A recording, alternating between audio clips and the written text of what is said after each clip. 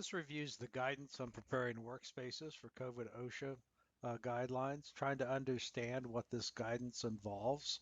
And what these are a number of questions that you have to go through and open them up to confirm that you've read that material.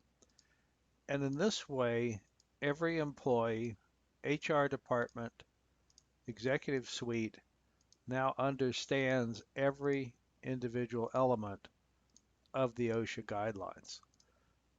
They're long and complicated, and this provides a flat platform where any employee can go to this site and think of it as a test, but also think of it as education, because each of these elements are important to everyone in the corporation.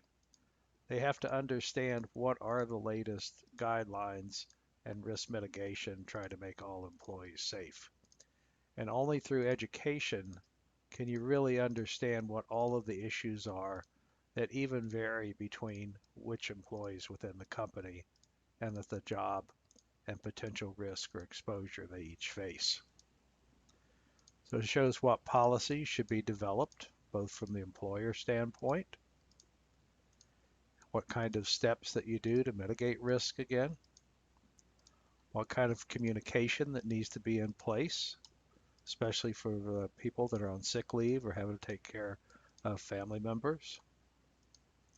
Implement workplace controls, understand what has to be done, and what are the advantages and disadvantages of each of those controls, whether they're engineering, whether they're administrative, just as a checklist to go through the entire system and understand these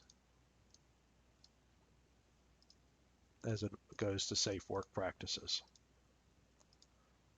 What's important for personal protective equipment?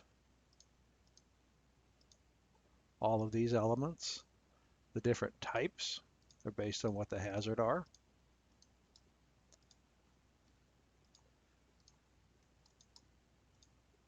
And these can be reviewed again also at CDC.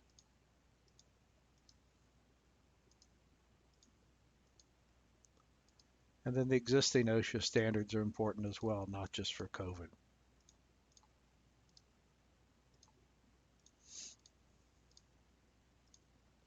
And then how you have to classify each work exposure and what that level of risk is.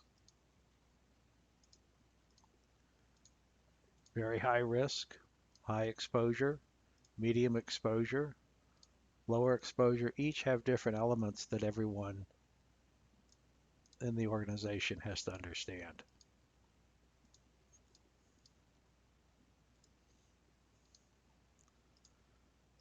And if you're lower risk, everything you need to understand and control and how to mitigate that risk as a corporation.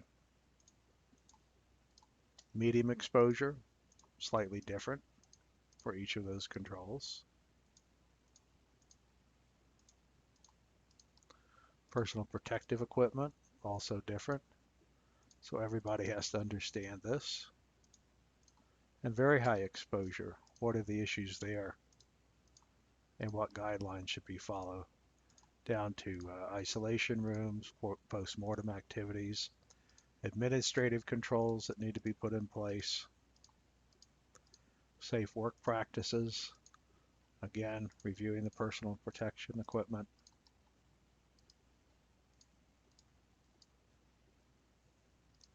and workers living, traveling abroad, different issues there.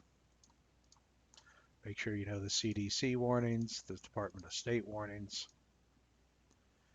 and just understanding why you're doing this from a safety standpoint, where this source came from. This is the OSHA publication.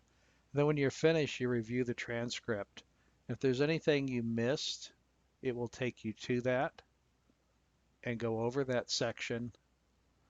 And you can see here that I didn't finish out the last section, as you can see. So anything that you missed, it will catch that, take you back to review it. There's a lot of material on this form and a lot of education that needs to take place. And you can see I still didn't make sure I understood everything in that decision tree. And now I've reviewed that material. You can see if you had to have an employee read through the OSHA guideline, it's bad enough for HR. But in this way, everybody understands all the elements for preparing the workplace for possible COVID-19. Thank you.